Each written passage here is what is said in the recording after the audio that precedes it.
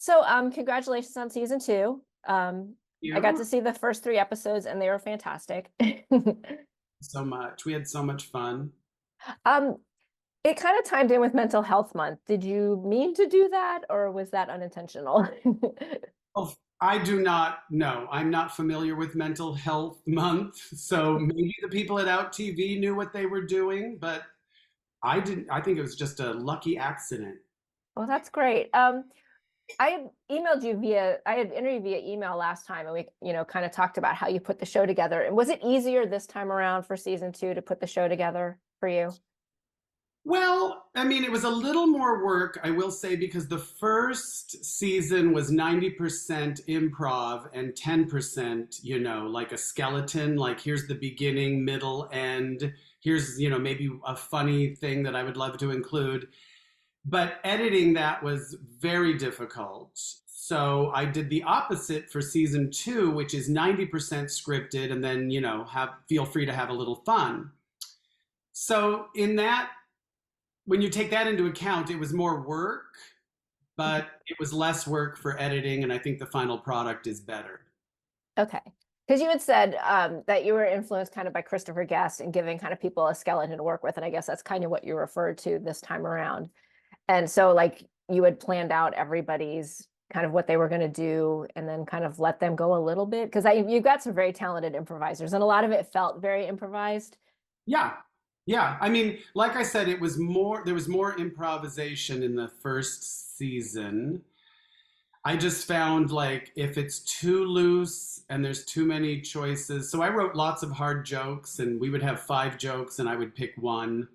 And then I always do the comedy rule of three. Like Mhm. I'm here because, and I'm like, let me guess. And I will do like three jokes and they say no, no, no. And oftentimes just for time, I would have to just pick the best one. And that way it just, it's difficult to do, but it really does make it tighter and better, and you're just picking the best joke. So Yeah. Now, you and Sherry, I know have had a long relationship and you have such great chemistry on screen. Like, how is it like working with her on the show? it literally is like we don't even need to talk. Like we just know exactly. And sometimes our roles will, what's the word, flip flop. So, in other words, like we're Lucy and Ethel, and I'm usually Ethel just because physically, you know what I mean? Like Sherry's really pretty and she's thin. She's always wants to play the lead character. And I'm sort of the, she's Carol Burnett and I'm Vicki Lawrence, if you know what I mean, for all your old viewers.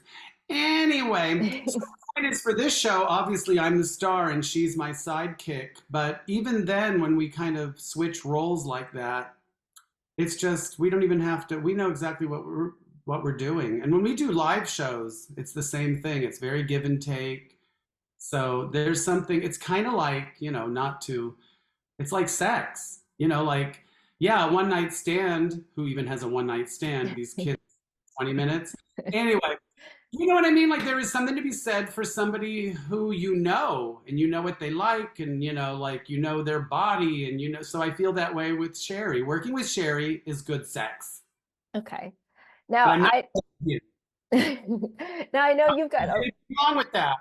I no. just want to make it very clear that if there are any single gentlemen out there, I am single and I'm not a lesbian. Okay. I will make sure to include that in the interview. Now you have like pretty much a Rolodex of a who's who, because I had asked you last time how you got such fabulous guests for the first season, and you've really like upped the ante for season two. Like, who were some of your favorite people to work with on this season as far as like guest stars and patients? Well, I mean, it's difficult to say who's my favorite because I'm not joking when I say everybody brought something and I don't want anyone, but I mean, everyone's amazing, seriously. And I will say Rose Abdu. I don't know if you saw that episode. Okay. Rose Abdu plays the housekeeper on Hacks, and she's been on every TV show you've ever seen. No joke. Like she is constantly working. And I was so thrilled because we just sat down and it was effortless. Like, she's like an athlete as far as, acting. She knew all her lines. And then when it came time to have fun with it, she just was so in the zone. And so she was like a really hot one night stand, to go back to the sex metaphor. So that was really fun. I mean, obviously, Parker Posey, Debbie Harry, you know, I'll be honest, with the phone calls, they just get a script and send me them saying their lines, and then we record it and make it look like we're talking. Mhm. So, but they all turned it out, and I just feel like I need to, mention some of the amazing, famous people: Neil Patrick Harris, Jane Lynch, Michelle Visage, like everybody. Just like I just reached out to them, and they were like, "Of course, I'll do it." So that also makes me feel good. That's part of being, a legend. Mhm. And by that, all I mean is I'm still alive. So they feel like I don't want the last thing I said to Jackie before she dropped dead. I don't want it to be like, no. Like, that's the last thing I said to Jackie? No? So they all said yes. Yes. Well, I was going to ask you, and I didn't want to like steal away from Dr. Jackie, but I know you're doing this show with Coco and Varla and Sherry, the Jurassic Drag Show. Like, it seems like there's been a lot more recognition of some of these trailblazing queens like yourself. Like, what is that like for you now to be kind of recognized, by the kids coming up so much? Well, I mean, I know this is going to sound, bitter, but recently on an episode, not that recently, I think it was 2 seasons ago, on an episode of Drag Race, there was three kind of legendary drag queens who had passed away. Heclina and two others, which, when I'm in drag, it's like I'm drunk, so I apologize that I can't remember their names. And they did a little thing, in the closing credits, like rest in peace. And I was like, that's very nice, but why don't you give these legendary queens a shout out while they're still alive? Mhm. And again, not to be bitter, but I think people really appreciate, because again, not to make it all about Drag Race, but these queens become famous because they're on TV, and then people go see their shows, and there's something to be said for doing it for a couple decades, or performing in a gay bar night after night after night. It's like stand-up comedy. That's the only way to get good at it. And now we actually have queens who do it because of Drag Race. They have like a TikTok, like, oh, I'm funny and interesting for 15 seconds. It's like, well, Mhm. try a 90-minute show where you sing song after song after song live, go out into the audience and do crowd work. I studied improv. It's just a different approach. It used Mhm. to be a certain kind of person became a drag queen. Even within the gay community, they were sort of even a bigger misfit, and they liked all the campy movies, and they liked all the female singers, and there was just a certain attention to detail and a certain kind of person who became a drag queen.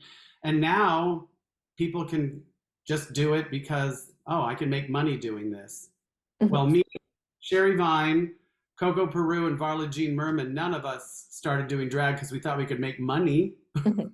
We did it because it's literally in our blood. So it's nice to, get recognition, and this tour is going to be so fun. I hope it turns into a full-fledged tour.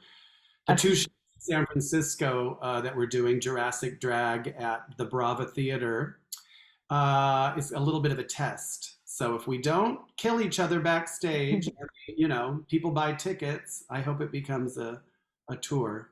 Well, I'm going to put in for Atlanta if you all are planning to go around. Please come to Atlanta. Um, Last time I was in Atlanta, we were shooting Celebrity um, Family Feud, yes. because, yeah, he has a studio out there, Steve Harvey, and that was so much fun. Yeah, we'll come back. We'd love to have you.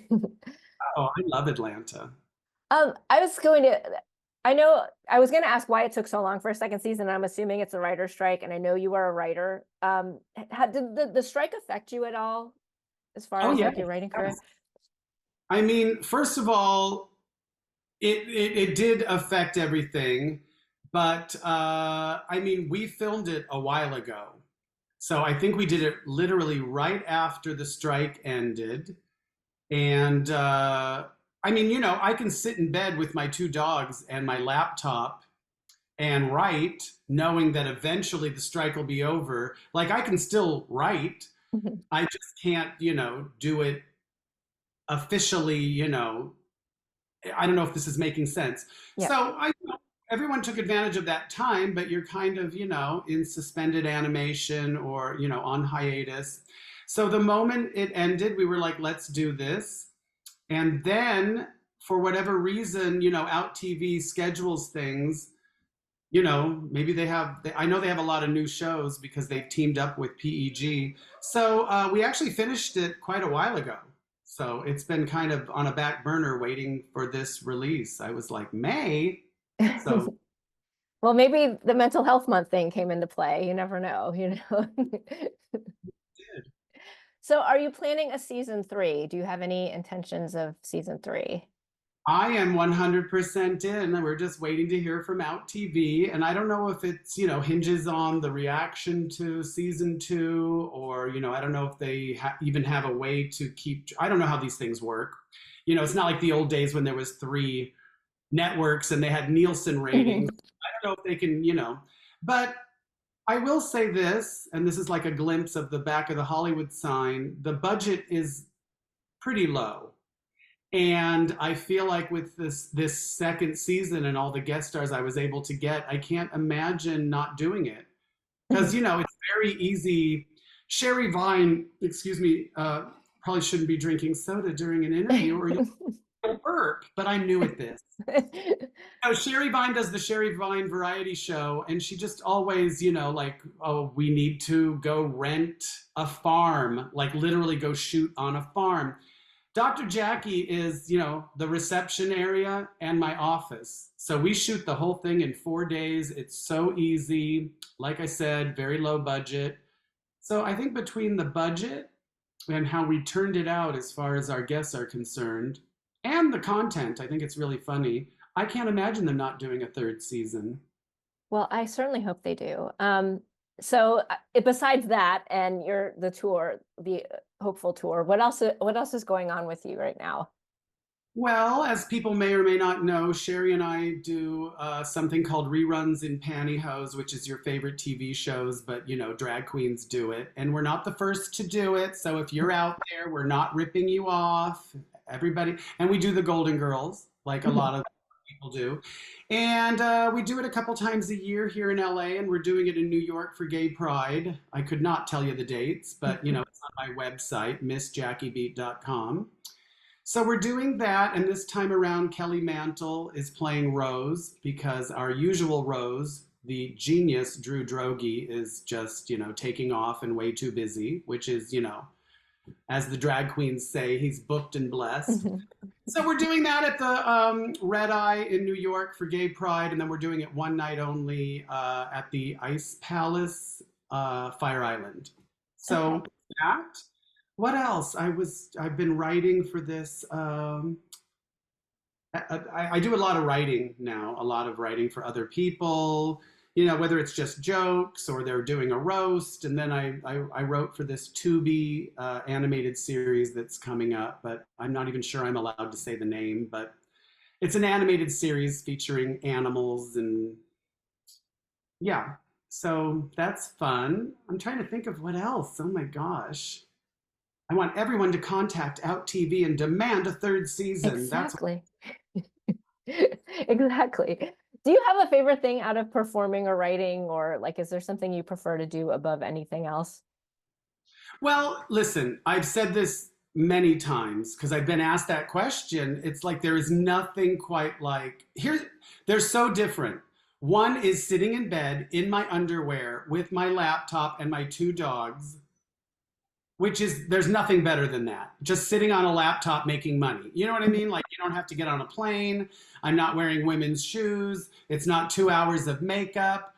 But girl, nothing takes the place of walking out on stage and making a whole room full of people laugh. And then you hear that applause. I mean, there's a reason people get addicted to it. So they're both amazing. I'm really playing it down the middle, aren't I? Like, who is your favorite guest? I love them I, all. well, yeah, I didn't expect you to give me an answer for that one. I just wanted to see if maybe because everybody that I saw was fantastic, so I didn't know if someone just knocked it out of the park for you. By the way, your dogs are the cutest I have ever seen. You I like know, stalk you on Instagram, so I was like, the dogs are adorable. the new, How's the puppy? the new one, Angelo, 7 months Yes. old, is like behind the door whimpering right now. Oh, And I have to say, this San Francisco show, I'm not sure when this airs, but I'm leaving in a couple days. It's going to be the first time I have left town since I got him. I have been here in town giving him 110%. So I don't know if that's going to work against us, but my friend who is house sitting and dog sitting might be in for some shenanigans. yeah. The little ones are always, He is adorable. And I have to say, he's lucky he's so cute because, you know, you want to strangle them sometimes. But he's yeah, just like, "I'm sorry I peed. You know, what yeah. are you They're our kids. I love them.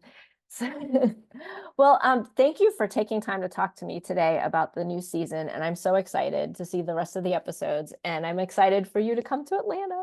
So, going on?" I hope we will. I'm sure we will. yes, and just, keep performing and keep posting pictures of dogs and, and making us laugh, and I really appreciate you and your talent. So, thank you for everything you do. Thank you. And I'm going to keep doing all of that because I don't know how to do anything else. Well, there you go.